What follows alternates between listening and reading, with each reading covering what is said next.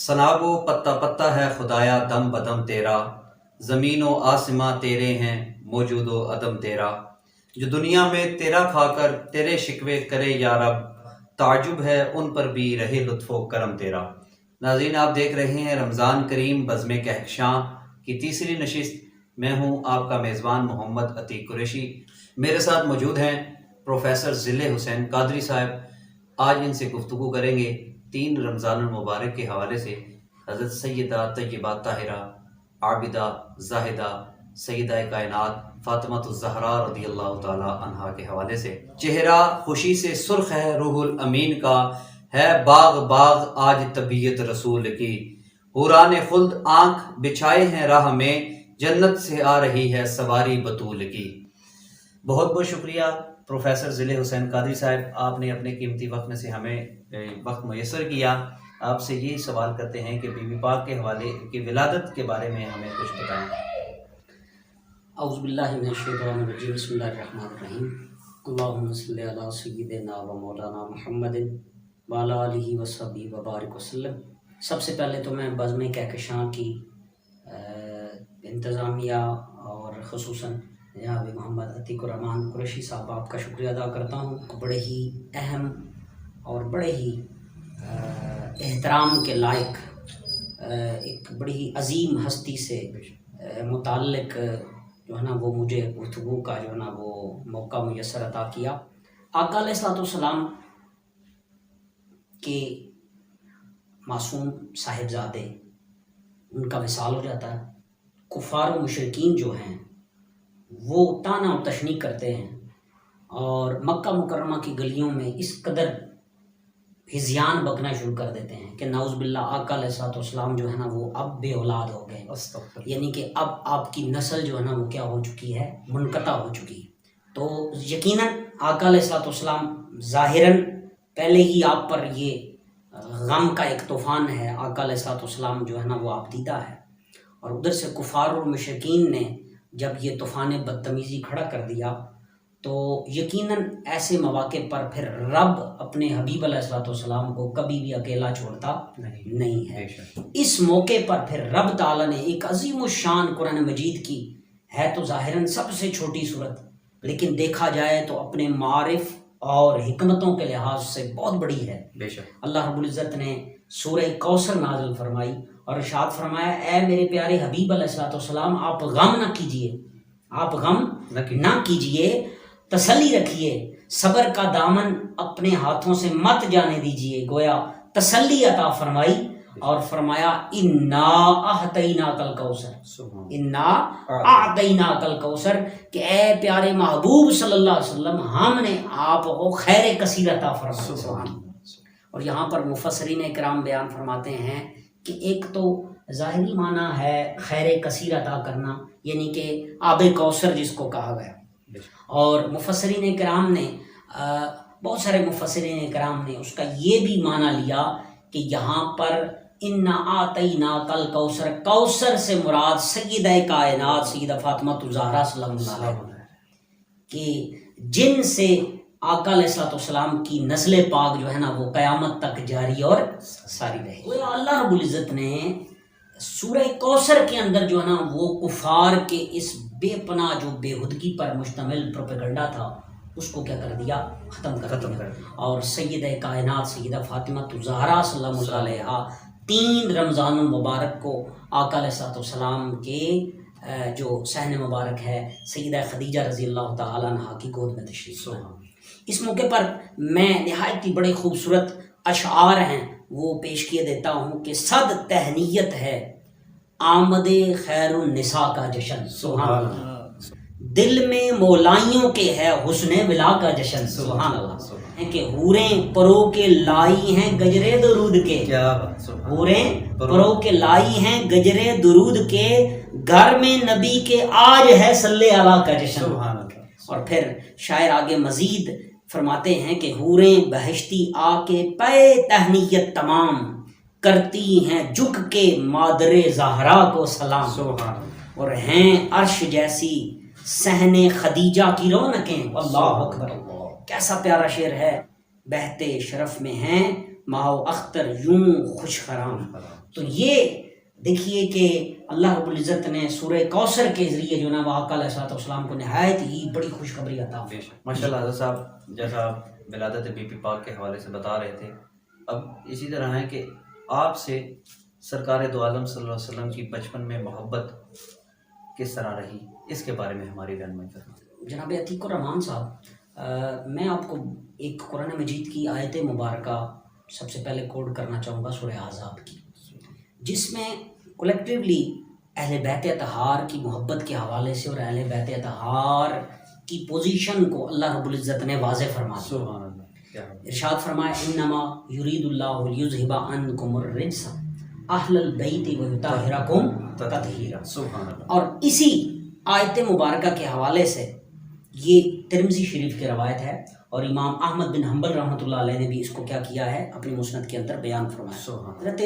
عمر بن ابی سلمہ رضی اللہ عنہ سے روایت ہے کہ جب آقا علیہ الصلوۃ والسلام حضرت ام سلمہ رضی اللہ عنہ کے گھر میں یہ آیت مبارکہ، کون سی، یہ جو میں نے آیت تلاوت کی کہ بس اللہ یہی چاہتا ہے کہ اے رسول صلی اللہ علیہ وسلم کی اہل بیت تم سے ہر قسم کے گناہ کا میل اور شک و نقص کی گرد تک دور کر دے. اللہ اکبر. ذرا ترجمہ دیکھیے، اور یہ ترجمہ کیا ہے عرفان القرآن میں میرے حضور سیدی شیخ الاسلام نے، شیخ الاسلام ڈاکٹر طاہر القادری صاحب فرماتے ہیں، اور یہ جو روایت میں پیش کر رہا ہوں یہ الدرۃ البیضاء فی مناقب فاطمۃ الزہرا سلام اللہ علیہ، یہ بھی شیخ الاسلام کی کتاب ہے اہل بیت اطہار کی شان میں، اور خصوصاً حضرت سیدہ کائنات سلام اللہ علیہ کی شان میں آپ نے یہ روایت ہے کہ بس اللہ یہی چاہتا ہے کہ اے رسول صلی اللہ علیہ وسلم کی اہل بیت تم سے ہر قسم کے گناہ کا میل اور شک و نقص کی گرد تک دور کر دے، اور تمہیں کامل طہارت سے نواز کر بالکل پاک صاف کر دے. سبحان اللہ. یہ سورہ احزاب نازل ہوئی تو آپ صلی اللہ علیہ وسلم نے حضرت فاطمہ رضی اللہ عنہ، حضرت امام حسن رضی اللہ تعالیٰ عنہ، حضرت امام حسین رضی اللہ تعالیٰ عنہ کو بلایا اور ایک کملی میں ڈھانپ لیا، اور ایک کملی میں ڈھانپ لیا. حضرت علی رضی اللہ تعالیٰ عنہ آقا علیہ السلام کے پیچھے تھے، آپ صلی اللہ علیہ وسلم نے انہیں بھی کملی میں ڈھانپ لیا. پھر فرمایا الہی یہ میرے اہل بیت ہیں، ان سے ہر طرح کی نجاست دور کر اور انہیں خوب پاک اور صاف فرما. آقا علیہ الصلوۃ والسلام اور حضور علیہ الصلوۃ والسلام اور سیدہ کائنات سلام اللہ علیہ کا کیا تعلق تھا؟ حضرت مسور بن مخرمہ رضی اللہ تعالی روایت کرتے ہیں کہ آقا علیہ الصلوۃ والسلام نے ارشاد فرمایا الفاطمہ بدعۃ منی، فاطمہ میرے جگر کا ٹکڑا ہے، پر پس جس نے اسے ناراض کیا گویا اس نے مجھے ناراض کیا. اللہ اکبر. گویا آج پھر دیکھ لیجئے کہ جو لوگ سیدہ کائنات سیدہ فاطمہ الزہرا سلام اللہ علیہا کے جو مقام ہے نعوذ باللہ ان کو گھٹانے میں لگے ہوئے ہیں، یا طرح طرح کے مختلف معاملات جو ہے نا وہ منسوب کرنے کے چکروں میں ہیں، تو اس مستند حدیث مبارکہ کو ہی اگر وہ ذہن میں رکھ لیں تو ان کو یہ دیکھنا چاہیے کہ کیا ان کا ایمان باقی ہے یا نہیں. سیدہ کائنات سیدہ فاطمہ الزہرا سلام اللہ علیہا کا بچپن ہی سے حضور علیہ الصلوۃ والسلام کے ساتھ بڑا ہی بے پناہ تعلق تھا، اور بڑا ہی محبت والا تعلق تھا، اور ایسا تعلق تھا جو کسی اور شہزادی کا حضور علیہ الصلوۃ والسلام کے ساتھ نہیں تھا. آقا علیہ الصلوۃ والسلام کے غلام حضرت ثوبان رضی اللہ تعالیٰ، حضرت ثوبان نے فرمایا کہ حضور علیہ الصلوۃ والسلام جب سفر کا ارادہ فرماتے تو اپنے اہل و عیال میں سب سے آخر میں جس شخص سے گفتگو فرما کر سفر پر روانہ ہوتے وہ سیدہ کائنات سیدہ فاطمہ الزہرا رضی اللہ عنہا ہوا کرتے، اور سفر سے واپسی پر سب سے پہلے جس ہستی کے پاس تشریف لے جاتے وہ بھی حضرت فاطمہ الزہرا سلام اللہ علیہا کی ہستی ہوتی. تمام صحابہ کرام جب بھی حضور علیہ الصلوۃ والسلام کو مخاطب کرتے تو فرماتے یا رسول اللہ آپ پر ہمارے ماں باپ فدا ہو جائیں، لیکن قربان جائیں سب. جب آقا علیہ الصلوۃ والسلام سیدہ کائنات سلام اللہ علیہا کو مخاطب کرتے ہیں تو فرماتے ہیں اے فاطمہ میرے ماں باپ تجھ پر قربان. اور جب بھی سیدہ کائنات سلام اللہ علیہا تشریف لاتی آقا علیہ الصلوۃ والسلام کے دست پر تو حضور علیہ الصلوۃ والسلام جو ہے نا وہ محبت فرط محبت سے کھڑے ہو کر سیدہ کا استقبال کیا کرتے اور اپنی چادر بچھا دیتے اور اپنی جگہ پر ہاتھ پکڑتے، پیشانی چومتے اور ہاتھ پکڑ کر بھی اس کو بوسہ دیتے اور اپنی جگہ پر کیا کیا کرتے تھے؟ بٹھایا کرتے تھے۔ اس سے ایک بات یہ بھی ثابت ہوتی ہے عتیق الرحمان صاحب کہ آج ہمیں بھی چاہیے کہ ہم اپنی بیٹیوں کا اسی طرح تقدس و احترام کیا کریں، اور جس طرح حضور علیہ السلام نے ہمیں بیٹیوں کا جو نا وہ کیا محبت کرنے کا ایک سلیقہ اور طریقہ عطا کیا، ہم بھی بیٹیوں کی پیشانی کو بوسہ دیا کریں، ان کو ہاتھوں کو بوسہ دیا کریں اور ان کی عظمت و توقیر کیا کریں۔ یقیناً جب ہم بھی اپنی بیٹیوں کے ساتھ ایسا عمل کریں گے تو وہ بھی ماں باپ کی قدر کو کیا کریں گی؟ جانیں گی، اور ان کی محبت کو اپنے دل کے اندر جو نا وہ کیا کریں گی؟ جانگزی کریں گی۔ حضرت صاحب، بیٹی جو ہے وہ والدین کے لیے رحمت ہوتی ہے، اور آپ ایسے والد کے لیے رحمت ہیں جو خود رحمت للعالمین ہیں۔ سبحان اللہ۔ تو اب میں آپ سے گزارش کروں گا کہ آپ بی بی پاک کے معمولات اور ان کے وصال مبارک کے حوالے سے ہماری رہنمائی فرما دیں کہ آپ کے حضرت علی رضی اللہ تعالیٰ عنہ کی زوجیت میں آنے کے بعد کیا معمولات تھے، پھر آپ کا وصال کب ہوگا؟ جی، آپ نے جو سوال کیا، سیدہ فاطمہ الزہرا سلام اللہ علیہا کے جو شب و روز ہیں وہ اللہ رب العزت کی عبادت اور ریاضت میں گزرتے ہیں۔ دن بھر گھر کے بھی معاملات ہیں، اور روایات میں آتا ہے کہ آپ چکی بھی اپنے ہاتھوں سے پیستی ہیں، اور اس کے بعد حتیٰ کہ آپ کے دستے مبارک میں جو نا وہ چکی چلا چلا کے چھالے پڑ جاتے ہیں، اور پانی کی مشک بھی خود اٹھاتی ہیں، حتیٰ کہ اس پانی کی مشک کو اٹھانے سے آپ کے سینے اقدس میں اکثر تکلیف رہا کرتی تھی۔ اور اس کے ساتھ ساتھ دن کو یہ مشقت ہے